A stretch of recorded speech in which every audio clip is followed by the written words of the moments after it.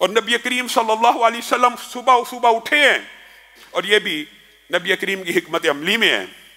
नबी करीम सल्लल्लाहु अलैहि वसल्लम ने सुबह उठते सार मुसलमानों को सफ बंदी करने का हुक्म दिया। ये बात भी कदर तफसील से आपके सामने रखूंगा। नबी करीम सल्लल्लाहु अलैहि वसल्लम ने अल सुबह सफ बंदी का हुक्म क्यों दिया था?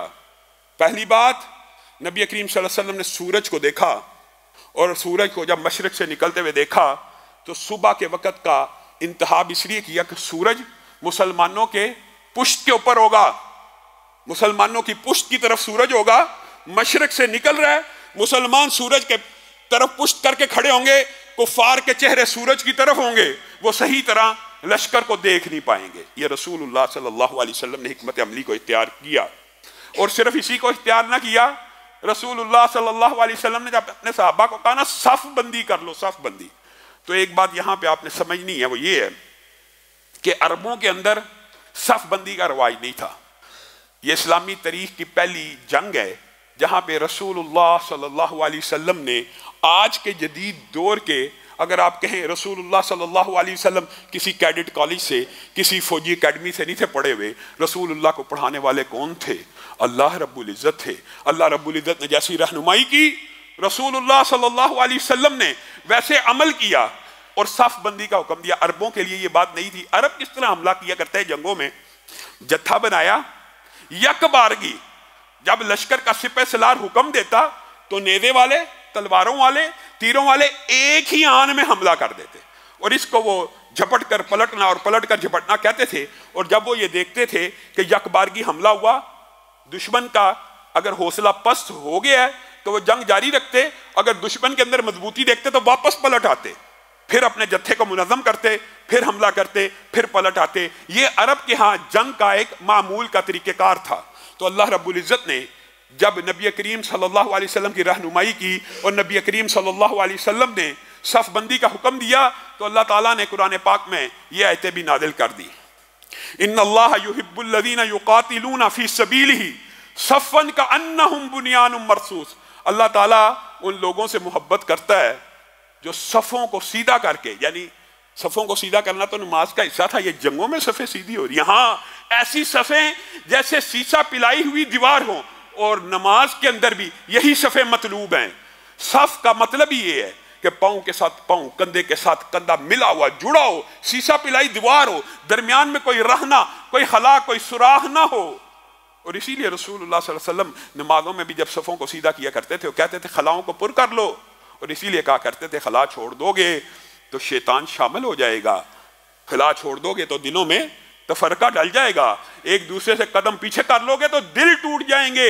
और बिलअमूम आपने ये ऐनी मुशाहदा किया होगा, आप किसी से नमाज में पाँव मिलाने की कोशिश करें, वो पीछे कर ले तो आपके दिल को ज़रब लगती है, आपके दिल को चोट लगती है। यही रसूलुल्लाह सल्लल्लाहु अलैहि वसल्लम ने कहा, अगर पाँव के साथ पाँव, कंधे के साथ कंधा और सफ़ों को नहीं मिलाओगे तो दिलों के अंदर फूट पैदा हो जाएगी। हाँ, लेकिन अपने भाइयों को एक बात जरूर कहना चाहता हूँ, आपने कोशिश की पाँव मिलाने की, साथ वाले नमाजी ने ना मिलाया, तो फिर मुस्तकिल अपनी कोशिश को जारी ना कीजिए, इससे दिलों में और नफरत कदूरत पैदा होती है। ठीक है, आपने अपना हक अदा कर दिया जो रसूलुल्लाह सल्लल्लाहु अलैहि वसल्लम ने कहा कि अल्लाह और उसके फरिश्ते दुरूद भेजते हैं जो बंदा सफ मिलाने की कोशिश करता है, आपने वो कोशिश पूरी कर दी, आप अल्लाह और रसूल के दुरूद का हिस्सा बन गए। तो यहाँ पे रसूलुल्लाह सल्लल्लाहु अलैहि वसल्लम ने सफ़ों को जब सीधा करवाया तो रसूलुल्लाह सल्लल्लाहु अलैहि वसल्लम ने एक जंगी हिकमत अमली भी मुरतब की, और आपने अपने साथियों को कहा कि सबसे आगे सफ में नेज़ा लेके, जिनके पास नेज़े हैं वो खड़े हों। पहली सफ रसूलुल्लाह सल्लल्लाहु अलैहि वसल्लम ने ग़ज़वा बदर में, और ये अरब से मुख्तलिफ हिकमत अमली थी, अरब इस हिकमत अमली से नाआशना थे। रसूलुल्लाह सल्लल्लाहु अलैहि वसल्लम ने कहा सबसे पहली सफ में नेज़े वाले खड़े हो जाएं, जिनके पास भाले हैं, नेज़े हैं, लंबे हथियार हैं जो तलवार से कुछ लंबे होते हैं, वो सबसे पहली सफ में। उनसे पीछे 3 सफ़ें, 2 सफ़ें जिनके पास तीर और कमान है वो खड़े हों, और उनके पीछे तलवारबाज खड़े हों।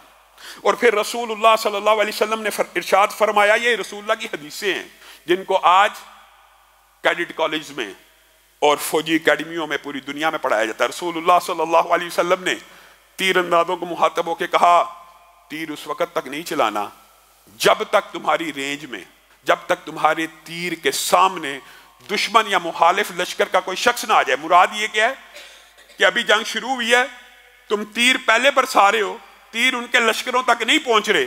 रसूलुल्लाह सल्लल्लाहु अलैहि वसल्लम ने गज़वा बदर में 3 मरतबा ये इरशाद फरमाया मुख्तलिफ मकामात पे, अपने तीरों की बचत करो, अपने तीरों को बचा के रखो, अपने तीरों को बचा के रखो। और तलवारबाजों को यह कहा कि जब तीर अंदाजों के तीर खत्म हो जाएंगे तो वो पीछे आएंगे, और जब तुम्हारे सर के ऊपर दुश्मन पहुंच जाए उस वक्त तुमने तलवारों को बेनियाम करना है।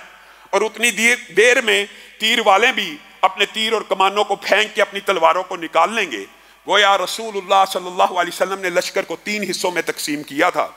पहली सफ़ों में वो नेज़े और भाले थे कि जिसको रसूलुल्लाह सल्लल्लाहु अलैहि वसल्लम ने कहा था उनके घुड़सवार ऊंट या सवार जब आएंगे तुमने नेज़ों और भालों से उनका इस्तकबाल करना है। और तीर अंदाजों को यह कहा था तुमने तीरों को फेंकना है जब वो लश्कर तुम्हारी दस्तरस में आ जाए, तुम्हारी रेंज में आ जाए।